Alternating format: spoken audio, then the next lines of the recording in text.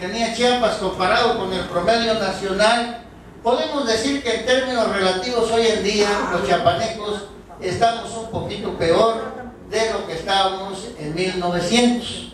¿Esto qué quiere decir? Esta es una medida de carácter relativo, es decir, comparados con el promedio nacional. El único periodo de alto crecimiento económico que tuvimos fue el periodo 70-80, y esto tiene que ver con qué, con que en esa época en Chiapas se comenzaron a construir enormes obras hidroeléctricas, comenzó la explotación de petróleo, se construyeron buena parte de las carreteras transversales que hay en la entidad, y también en esa época se creó la Universidad Autónoma de Chiapas, el antiguo CIES, que hoy es el Colegio de la Frontera Sur, dentro de muchas actividades que desarrollaron durante ese periodo. En esa etapa veníamos convergiendo con el promedio nacional, es decir, nos estábamos acercando al promedio del país. Sin embargo, también en el campo la situación no fue muy difícil, o sea, no fue muy fácil, o sea, porque en los 70 ya está la crisis del sector agropecuario, que se profundiza con el Tratado de Libre Comercio de América del Norte. ¿Qué ha pasado durante el periodo neoliberal? O sea, como ustedes pueden ver durante esta etapa, sobre todo lo que va del 80 al 93, es prácticamente una destrucción de buena parte de las actividades productivas del estado de Chiapas. Es decir, el cambio de modelo económico que se dio a partir de la crisis de los 80 y en 1982 resultó disfuncional para la economía de Chiapas, y buena parte de sus actividades productivas también salieron perdiendo, y entre ellas básicamente el campo. ¿Qué es lo que cambió la tendencia de caída? Básicamente lo que cambia esa tendencia de caída son los enormes recursos públicos que comienza a recibir el estado de Chiapas producto del levantamiento zapatista, es decir, a partir de que los zapatistas visibilizan el problema de Chiapas, vienen recursos por tubería. De hecho, en 94 se duplica prácticamente el presupuesto del estado de Chiapas, nada más en relación al año anterior.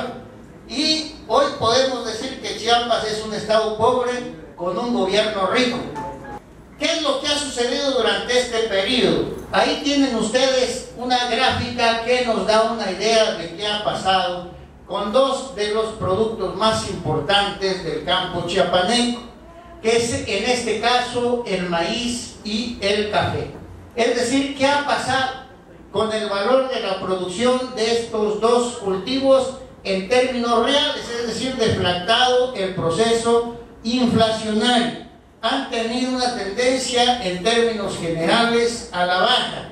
En el caso del maíz es extremadamente significativo. Y esto tiene que ver básicamente con el Tratado de Libre Comercio de América del Norte. Y en el caso del café, con la liberalización de las cláusulas económicas del convenio de la Organización Internacional del Café. Es decir, estos dos aspectos de alguna manera golpearon de manera importante y significativa al campo chiapaneco. O sea, le rompieron la columna vertebral al campo chiapaneco, que estaba en estos dos cultivos, es decir, el maíz y el café, que esto se había creado hacia el último cuarto del siglo XIX, ¿verdad? Es decir, cuando se comienzan las plantaciones cafetaleras en el estado de Chiapas. ¿Qué ha pasado en regiones especializadas como la Frailesca? Pues prácticamente es una zona de desastre en el caso de la producción maicera. ¿Sí? O sea, si ustedes ven la superficie cosechada que estaba nada más en 1999 y la comparan con el 2013, y ustedes se darán cuenta cuál ha sido la disminución del granero de Chiapas y uno de los graneros de México. En términos de la producción, igual, por lo consiguiente. ¿Esto qué quiere decir? Quiere decir que la Frailesca, después de que se consideraba el granero del estado de Chiapas, ha dejado de serlo. De que el estado de Chiapas, que tenía una producción excedentaria en maíz y que aportaba maíz al país, se ha convertido en una entidad deficitaria. Ustedes pueden ver de que viene maíz que se trae en el peor de los casos de Sinaloa. Hace algún tiempo, cuando se tenían las cuotas de importación, y me encontré, por ejemplo, de que estos de Buenaventura importaban maíz de Estados Unidos, que Maseca importaba maíz de Estados Unidos, que Misa importaba maíz de Estados Unidos. Sí, el Buenaventura se instaló inicialmente en la Frailesca para criar pollos, aprovechando la producción maicera de la Frailesca. Pero con el Tratado de Libre Comercio, pues le salía más barato importar maíz quebrado de los Estados Unidos. ¿Cuáles son los indicadores que no se mueven? Población de 15 años o más analfabeta, seguimos ocupando el primer lugar. Población de 15 años o más sin primaria completa, seguimos ocupando el primer lugar de todo el país. Son indicadores más difíciles de mover y tienen aspectos de carácter estructural. El porcentaje de viviendas con algún nivel de hacinamiento, seguimos ocupando el primer lugar. Y el problema del ingreso, que es el problema fundamental en el caso de Chiapas. Es decir, porcentaje de la población ocupada con ingreso de hasta dos salarios mínimos. Es decir, la población que se puede considerar pobre, seguimos ocupando el primer lugar del país. Por eso es que yo digo de que es la política Bull-Robin, que esta transferencia de recursos ha beneficiado a las élites políticas de nuestra entidad.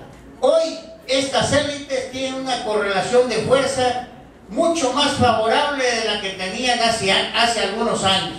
Yo creo que nunca han tenido una correlación de fuerzas tan favorables estas élites chiapanecas, y esto es precisamente gracias a los recursos públicos que llegan y ellos los despilfarran. Parte lo dan como dádivas o limosnas sociales, parte va a maiceo y la tajada grande se la roba.